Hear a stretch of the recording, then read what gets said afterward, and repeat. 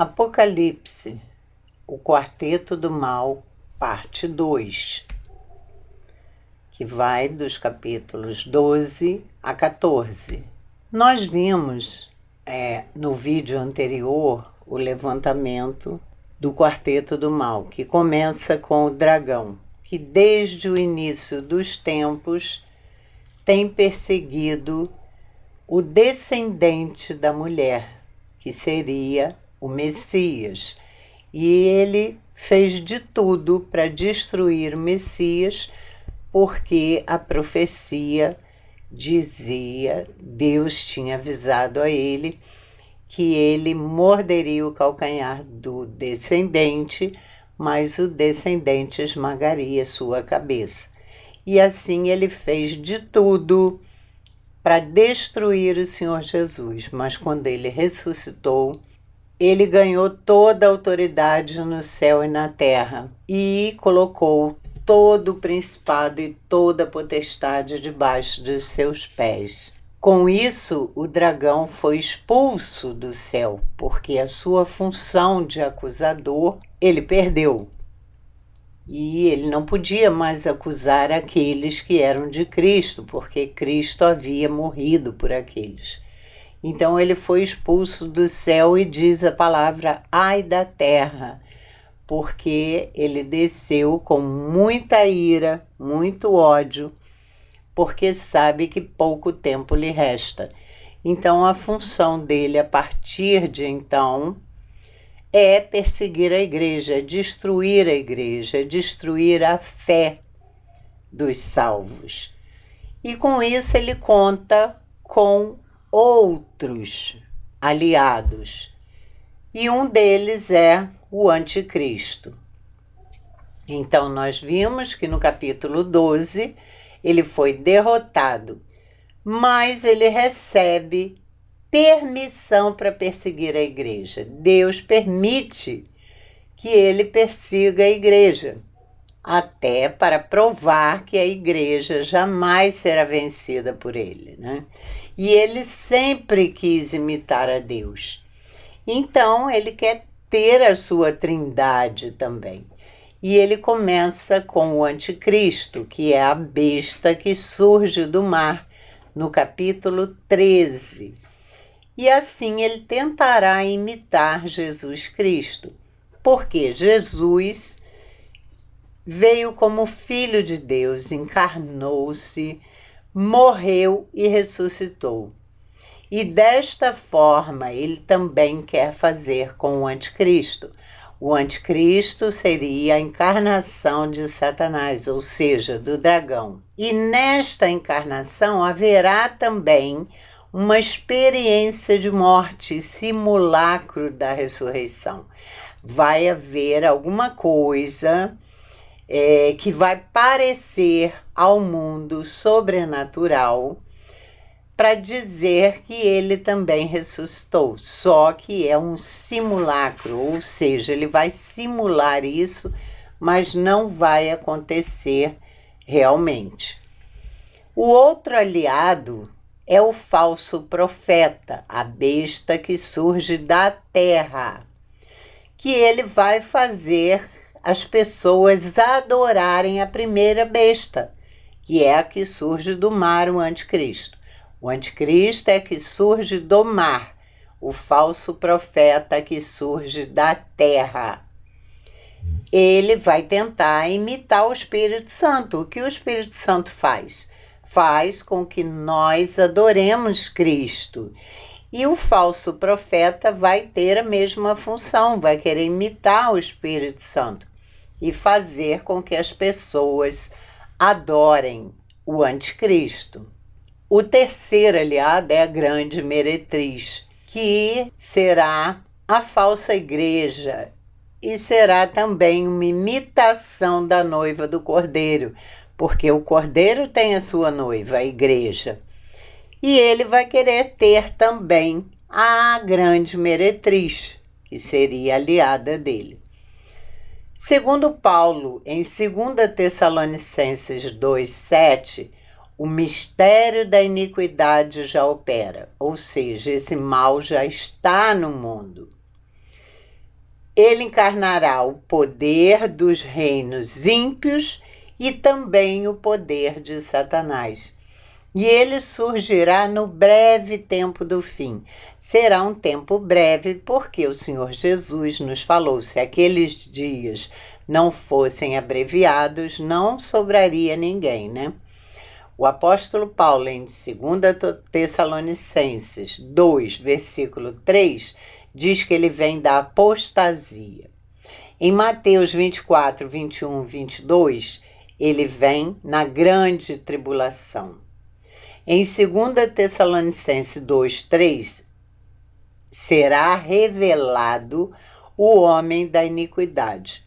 E em Apocalipse 23, nos fala do pouco tempo de Satanás, que ele terá pouco tempo aqui na Terra. Em Apocalipse 13, 1, diz assim: vi emergir do mar uma besta que tinha 10 chifres e 7 cabeças, e sobre os chifres 10 diademas, e sobre as cabeças nomes de blasfêmia. Aqui, essa besta é como Daniel viu. Aqui em Daniel 7, ele vê 4 animais que simbolizam 4 reinos.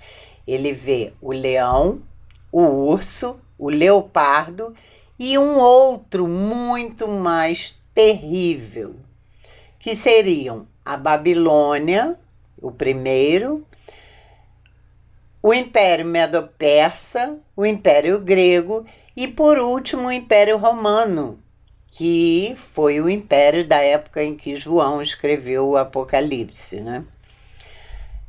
E os anticristos, eles já vêm existindo. Segundo João, eles já estão no mundo há muito tempo. Começa com Antíoco Epifânio, que profanou o templo. Ele usou o templo para fazer culto a Zeus, que era o deus dos gregos, e sacrificou no templo porcos no altar. Então aí ele profana o templo e seria já um anticristo, porque a palavra nos diz que quando o abominável da desolação aparecesse, seria o anticristo. Bom, existem vários anticristos, segundo João. Eles já existiam e já profanavam o templo, como na época de Antíoco Epifânio. E ele sacrifica esses porcos no altar, profanando o templo. Depois, o imperador romano Tito, que nos anos 70 depois de Cristo, destruiu Jerusalém e o templo, derrubou tudo. E o Senhor Jesus já tinha previsto, dizendo que o templo cairia, que não ficaria pedra sobre pedra. Então, há vários anticristos ao longo do tempo que vêm perseguindo a igreja, que vêm tentando destruir a igreja de Cristo. Mas eles são precursores do anticristo, aquele que será maior e será o último, o pior de todos. Em 1 João 2, 18, ele diz: filhinhos, já é a última hora, e como ouvistes que vem o anticristo, também agora muitos anticristos têm surgido, pelo que conhecemos que é a última hora. Então João já sabia que haviam muitos, mas haveria um final ainda. A palavra anticristo, ela quer dizer Cristo substituto ou rival de Cristo.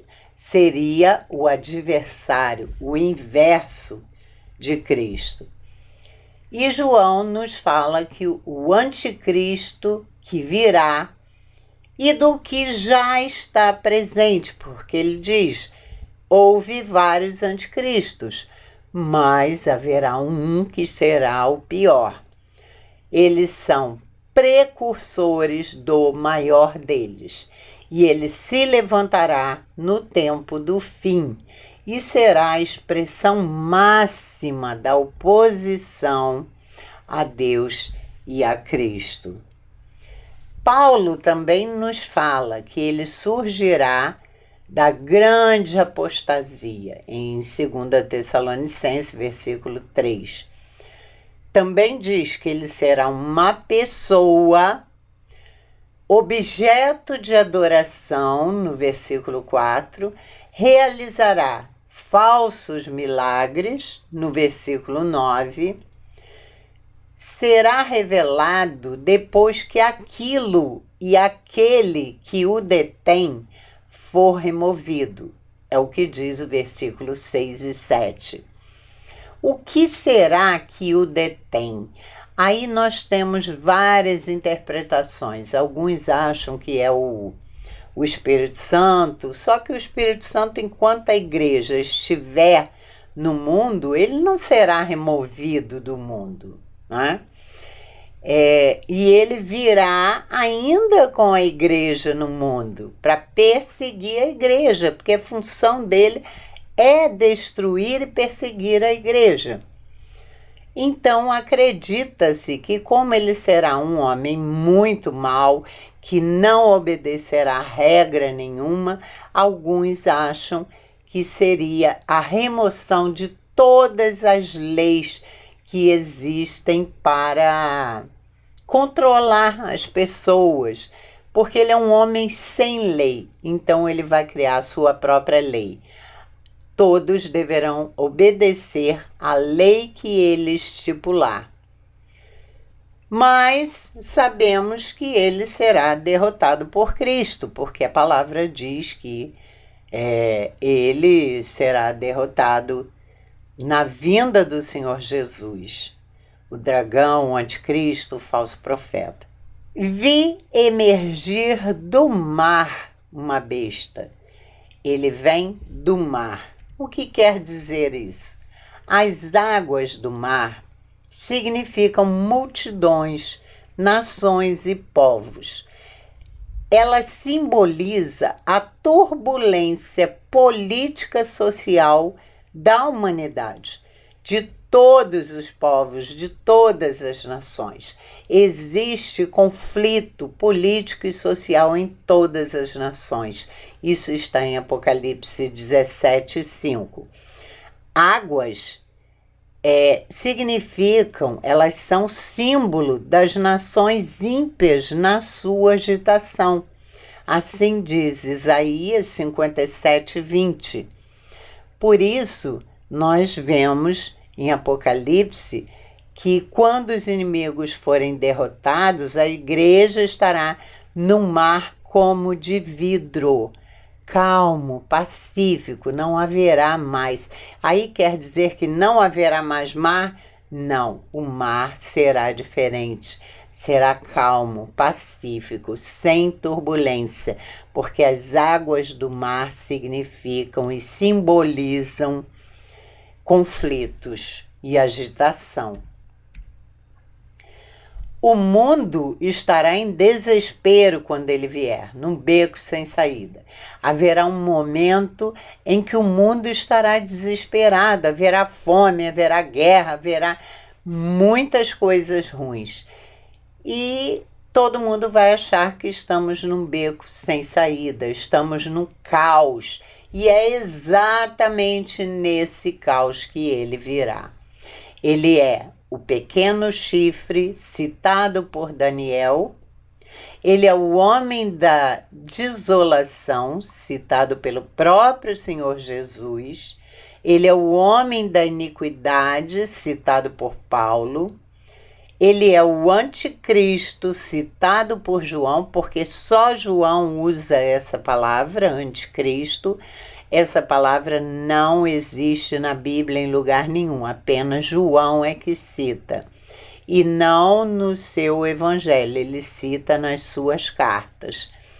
E ele é a besta que emerge do mar. Todos esses são a mesma pessoa. O pequeno chifre, o homem da iniquidade, o anticristo e a besta que emerge do mar. São a mesma pessoa. Ele virá num contexto de grandes convulsões naturais. Que convulsões? Terremotos, epidemias, fome, tudo que há de desastre natural, enchentes, enfim, tudo que atormenta o homem, né, a humanidade.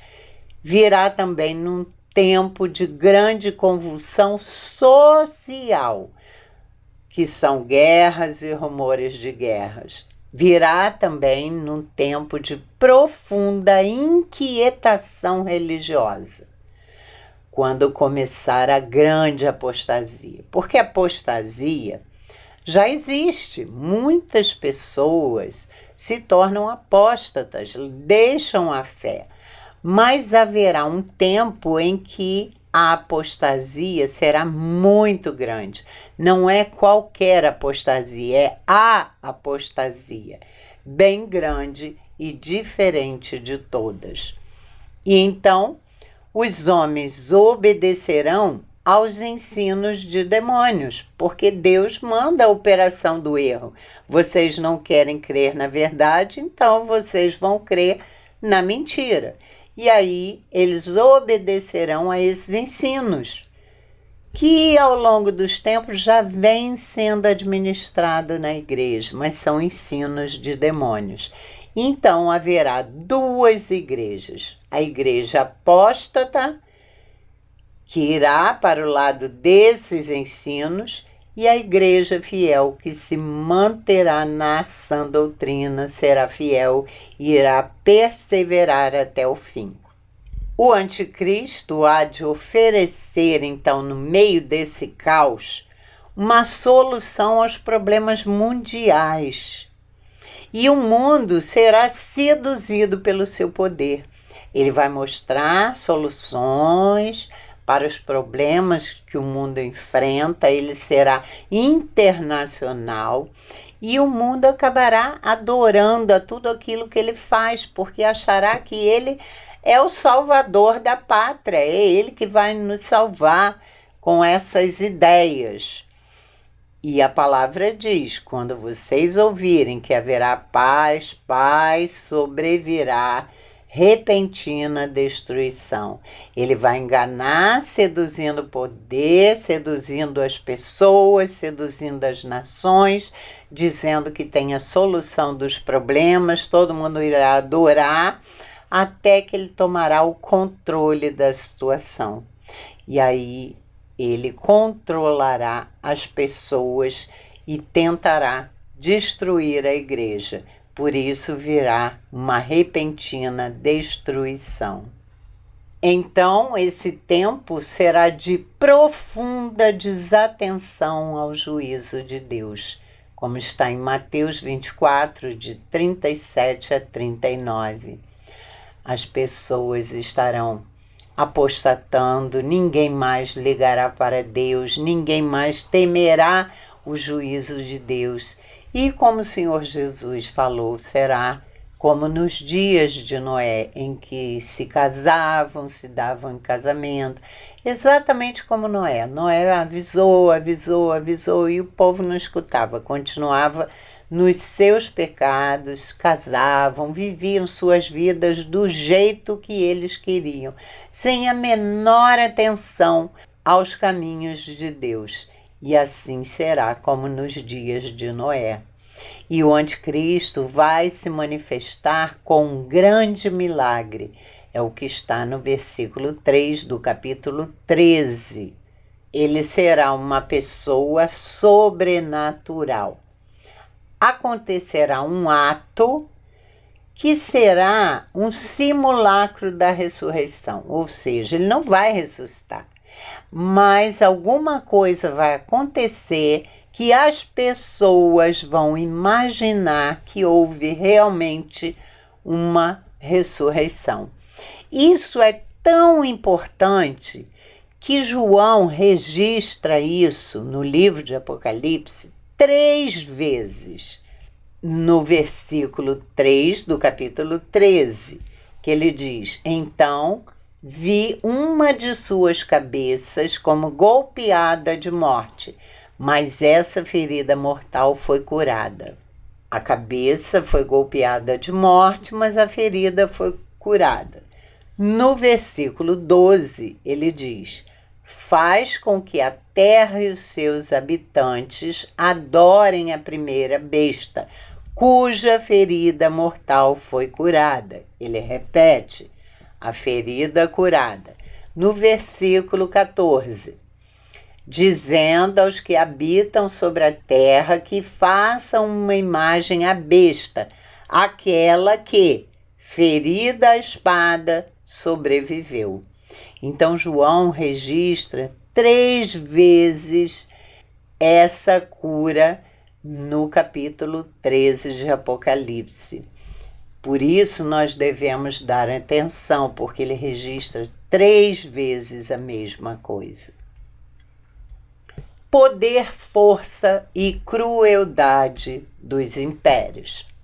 No livro de Apocalipse, nós vemos também os 4 animais que Daniel viu, que seriam 4 reinos: a Babilônia, o reino Medo-Persa, o da Grécia e de Roma.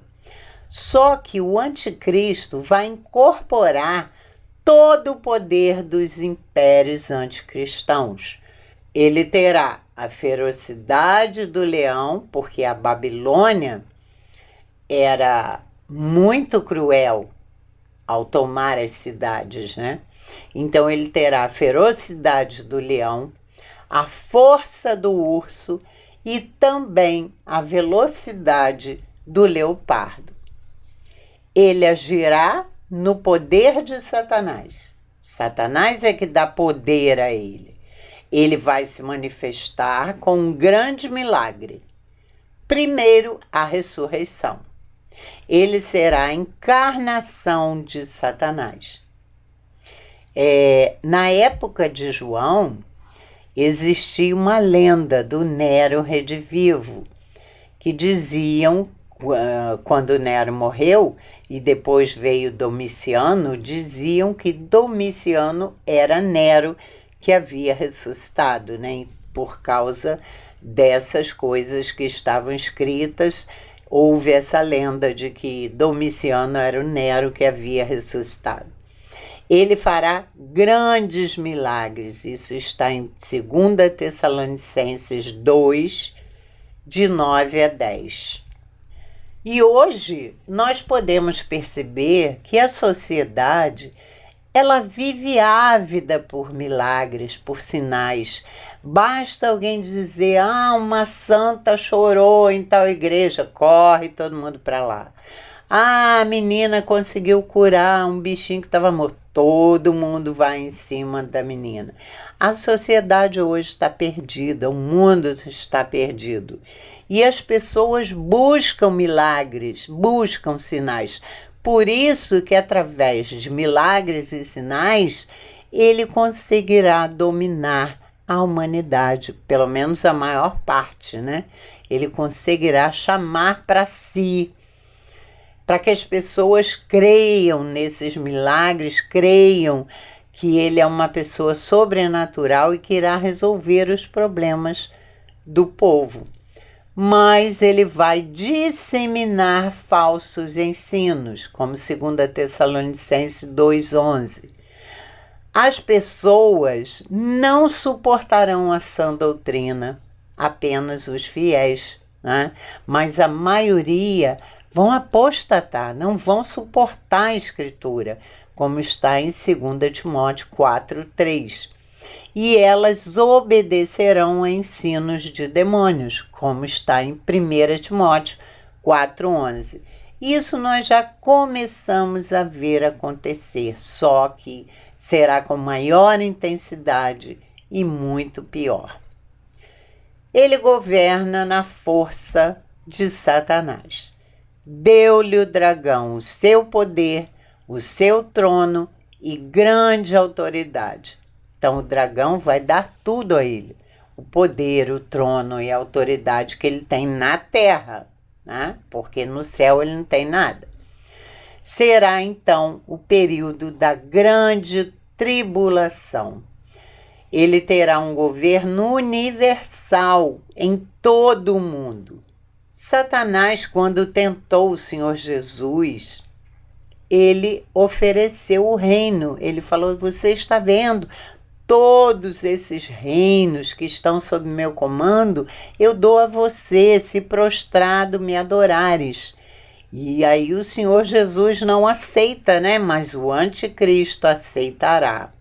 Ele será extremamente cruel e controlador.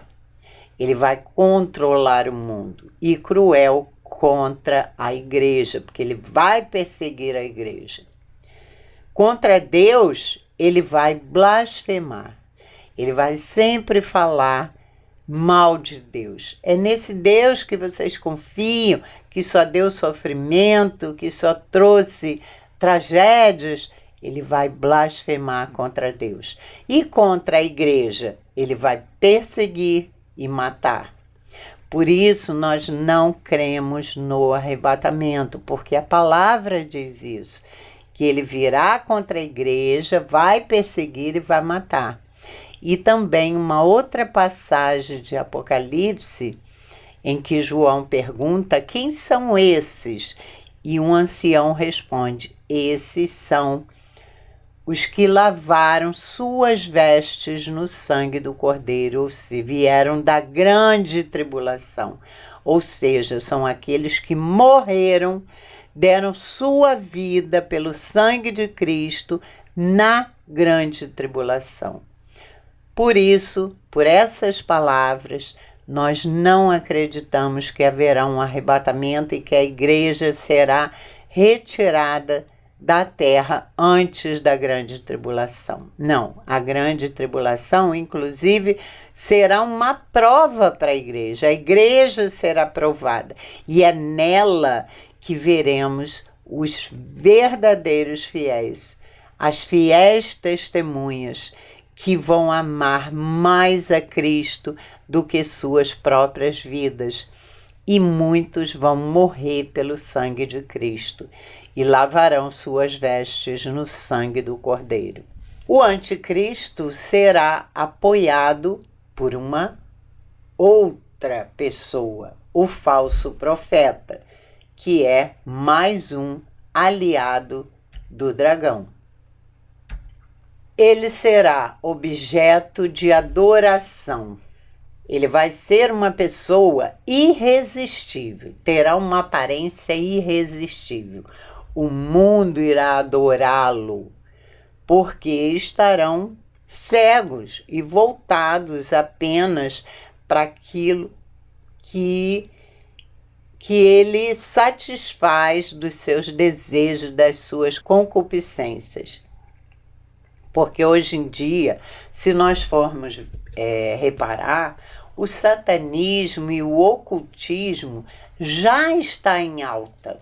Imagine quando ele vier com sinais, com milagres, com eventos sobrenaturais, o povo vai crer, com certeza, e acabará por adorá-lo, né? Ele será apoiado pela segunda besta, porque a primeira besta é o braço de Satanás, é o anticristo. Ele é o braço direito de Satanás, assim como Cristo é de Deus. A segunda besta é a mente de Satanás, o falso profeta, ou seja, seria como uma imitação do Espírito Santo, porque o Espírito Santo vai falar só de Cristo, vai nos levar só a Cristo, vai nos mostrar a verdade sobre Cristo, e o falso profeta fará a mesma coisa com a primeira besta, que será o anticristo. O falso profeta. Então nós vimos que a primeira besta é o braço do dragão. O anticristo é o braço direito. Seria como Cristo, né? Anticristo, contra Cristo, o inverso. A segunda besta, o falso profeta, é a mente do dragão. É como o Espírito Santo, que vai levar as pessoas ao anticristo, à primeira besta, a adorarem a primeira besta, assim como o Espírito Santo nos leva a adorar a Cristo. Ele também surgirá no campo político e no campo religioso. Ele vai preparar o mundo para adorar a besta, ele terá um poder de conquistador, que será um poder sobrenatural, que irá realizar sinais e milagres, como eu falei. E haverá um tempo de cerco, de perseguição e de controle. Controle sobre as pessoas, perseguição à igreja. Será um tempo de vigilância em que ele irá vigiar as pessoas, irá monitorar as pessoas para saber tudo o que elas fazem. Ele fará de tudo para descobrir aqueles que são cristãos, para perseguir e matar, que é o objetivo dele. Nem só matar, o objetivo dele é fazer com que o cristão perca sua fé, que ele seja um apóstata. Mas os verdadeiros cristãos que vão perseverar até o fim vão morrer por Cristo, vão aceitar morrer porque não vão negar a sua fé, então serão mortos. E o Senhor Jesus nos fala isso, né? Que eles seriam mortos. Ele vai aparecer num aspecto político, religioso e econômico. Ele vai usar tudo isso, a política, a religião e a economia, para controlar as pessoas. A parte política, ele vai criar suas próprias leis para controlar as pessoas. A parte religiosa, provavelmente ele não vai aceitar nenhuma outra religião. Se houver uma religião, ele vai criar uma só dele. E a parte econômica, que ele vai controlar gastos das pessoas. Ele estará com as pessoas na mão financeiramente. O Senhor Jesus nos fala que os que são salvos não vão adorar a besta e vão até morrer. Eles vão assumir a própria morte, mas não serão apóstatas. O anticristo irá formar governos anticristãos e totalitários que irão perseguir a igreja. Bom, hoje ele já vem trabalhando, porque Paulo fala que a iniquidade já opera. Nós vemos governos totalitários e anticristãos, como a Coreia, uma das Coreias, como a China, esses países que têm islamismo, comunismo, ditaduras, né, que já perseguem a igreja, mas será muito pior. E o falso profeta vai cuidar das religiões e das filosofias falsas, que vão desviar os homens. Provavelmente ele deve criar uma religião própria, uma filosofia falsa, que não é a de Cristo, e vai tentar desviar os homens, tanto a igreja quanto os ímpios, né, que vão segui-lo. E quando ele fala, diz a palavra, que ele parece o cordeiro falando. Ele fala como o cordeiro, mansinho, fala de coisas boas, parece bonzinho, mas quando ele abre a boca, ele fala como o dragão. Ele só fala coisas erradas, coisas ruins.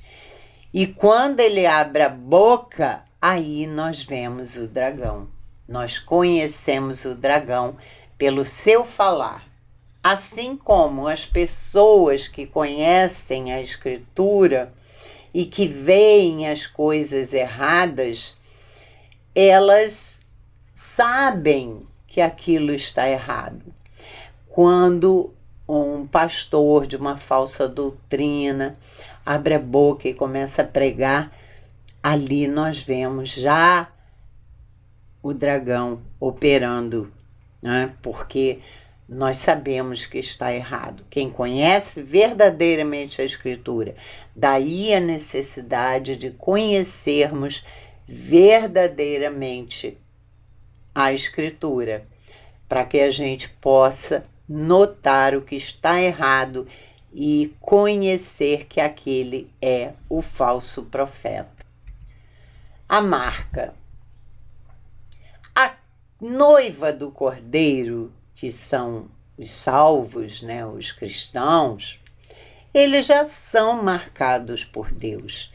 Nós possuímos o selo de Deus, o selo do Espírito Santo. Nós somos selados, nós somos propriedade de Deus. E aí o anticristo, querendo imitar, né, ele vai querer uma marca também. Ele vai marcar os seus também. Assim como a noiva do Cordeiro é selada, o anticristo terá a sua marca. E aí muita gente fica imaginando, vai ser um chip que vão colocar na mão ou na testa. Eu acredito que não, e a maioria dos amilenistas acredita que essa marca já existe, porque essa marca já é daqueles que não adoram Cristo. Esses já são marcados, eles já estão nas trevas. A marca deles é as trevas, o reino do maligno. E aí haverá duas igrejas, aquela que adora Cristo e a que vai adorar o anticristo. O selo de Deus significa a nossa vida eterna. Esse é o selo. Nós somos propriedade de Deus. Nós teremos a vida eterna. Enquanto que os outros, que já são marcados pelo maligno, serão condenados e verão apenas a morte eterna. Na época de João, já havia uma certa dificuldade, porque na época dele, os imperadores se denominavam deuses.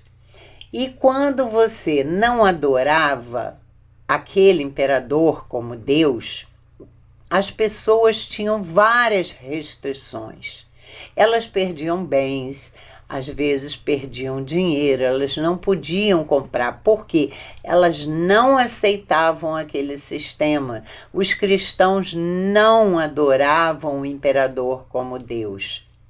Então, na época de João, ele diz isso, porque as pessoas perdiam bens e perdiam muitas coisas, porque não aceitavam o sistema de adoração daquele que não era Cristo. Então, viver o padrão mundano já é a marca da besta. Não creio que haja algum chip para que a pessoa... aquele que não tiver o chip não pode comprar, não pode entrar no mercado, enfim. Não creio, assim como a maioria dos reverendos, dos presbíteros, assim como a maioria crê que não haverá uma marca física, mas essa marca já é o padrão mundano. Aquele que vive no mundo já é marcado, já pertence ao maligno, porque os ímpios já pertencem a ele, vivem no mundo das trevas. Então, todos são marcados. Os de Deus têm o selo e os do mal têm a marca, o padrão mundano. Eles vivem por esse padrão, eles vivem pelo mundo. E quando João fala que a marca será na fronte, na mão, a fronte nos indica o intelecto, o pensamento. E a mão nos indica o pensar e o fazer, ações. Então, aquele que é marcado pelo maligno, que vive sob o jugo do dragão, ele já tem essa marca no intelecto, no pensamento, ele já pensa nas coisas ruins, no caminho longe de Deus. Ele não quer o caminho de Deus. Ele quer viver para o mundo, como é o mundo, com os pecados, com todas as impurezas, com tudo que há de ruim. Isso toma conta do intelecto e do pensamento deles. E a mão é o que eles fazem, o que eles pensam e o que eles fazem, são as ações. Eles pensam em coisas ruins e realmente realizam essas ações. Os pecados, eles pensam, querem e fazem e pecam. Né?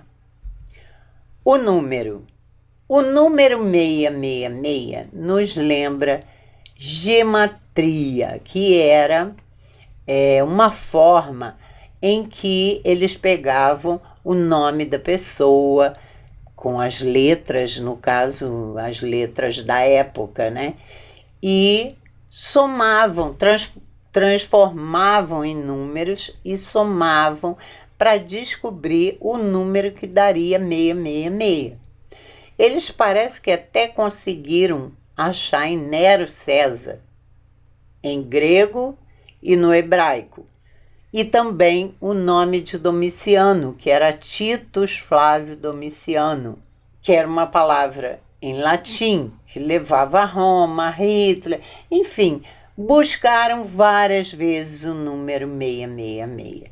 Se era a cidade de Roma, se era Hitler, se era Titus Flávio Domiciano, se era Nero César, mas, enfim, Deus não quis que isso ficasse claro, porque não nos interessa, o que nos interessa está aqui. Haverá a grande tribulação, o Senhor Jesus falou, depois do princípio das dores, haverá tribulação, haverá apostasia, o amor vai se esfriar de quase todos, mas aquele que perseverar até o fim será salvo.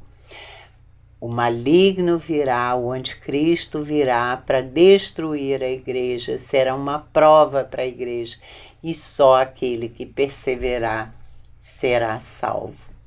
Então, o que nos interessa saber está aqui. Agora, o que quer dizer 666, se realmente devemos juntar os números, porque, na verdade, o número 6, ele não é o número da perfeição. O 7 é que é. O 7 é o número de Deus, é o número da perfeição. O 6 é da imperfeição. Então, 3 vezes o número 6 significa o máximo da imperfeição, que será mostrado através do reino do anticristo aqui na Terra. Né? Será o máximo da imperfeição, da maldade, das impurezas, do pecado, enfim, será o apogeu do mal na grande tribulação.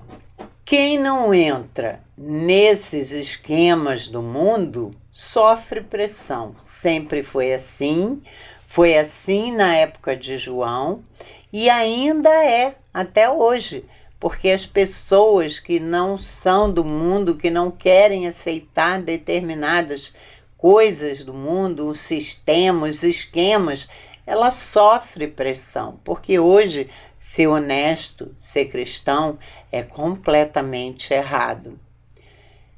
Então, nós devemos não receber a marca e mantermos a nossa santidade, mesmo com prejuízos. Perder, inclusive, a própria vida, como o Senhor Jesus fala, de Antipas, a testemunha fiel, que perde a sua vida em nome de Cristo. Não recebemos a marca, mantemos a nossa santidade, mesmo em frente à própria morte. E nós não devemos temer o mundo, mas devemos sim andar em espírito. Como eu disse, o 6 é um número imperfeito, é o número do homem. é o imperfeito, o incompleto, o fracasso. O sexto dia foi o dia da criação do homem. O sexto selo destrói 6 classes de homens. Se vocês lembrarem, o sexto selo já é o juízo, que destrói 6 classes de homens. A sexta trombeta destrói ímpios e perversos, porque a cada ciclo há história. Se repete da primeira à segunda vinda, e em cada ciclo termina com a destruição dos ímpios. Também a sexta taça derrama a ira aos perversos. O número 6 significa o juízo de Deus sobre as trevas. Portanto, o número 666 simboliza a plenitude da imperfeição do mal. O máximo a que chega o mal. Bom, e aqui eu paro esse vídeo, ainda haverá mais uma continuação, a parte 3. E novamente eu quero agradecer aos reverendos Augusto Nicodemos, Hernandes Dias Lopes e Leandro Lima, que muito me ajudaram a entender esse livro e a perceber que tudo está no controle de Deus e que hoje nós vemos esses sinais. Será que estamos perto realmente? Parece que sim, parece que o mundo está pronto, está meio que num caos, porque é muita coisa acontecendo uma atrás da outra, é pandemia, é guerra, é alagamento, é terremoto, enfim, muita coisa acontecendo com grande intensidade. E acredito que o mundo está próximo de ver o anticristo. E o Senhor Jesus não voltará antes que ele surja. Paulo nos diz, ele não voltará antes que venha a apostasia e seja revelado o homem da iniquidade. Mas nós sabemos que ao passar por isso, nós seremos vencedores, mesmo perdendo nossas vidas. E que o Senhor Jesus é o vencedor e ele há de vencer e colocar todos os seus inimigos debaixo de seus pés e serão lançados todos no lago de fogo, até a morte, que será o último inimigo a ser destruído. Então, no próximo vídeo, continuaremos com o levantamento do quarteto do mal ainda, porque ainda há algumas coisas a mostrar. Então, irmãos, tomara que isso ajude a vocês, porque muita gente fica pensando, Senhor Jesus está voltando, está voltando, está voltando. Sim, os sinais estão aí, mas ele não virá sem que seja revelado o homem da iniquidade. Primeiro nós vamos passar pela grande tribulação. Virá a grande apostasia. Não é uma apostasia qualquer, é uma apostasia geral, imensa, quando será revelado o homem da iniquidade que há de controlar as pessoas e perseguir a igreja. E somente depois disso acontecer é que o Senhor Jesus há de voltar e vencerá. E nós iremos finalmente para o novo céu e a nova terra. Até a próxima.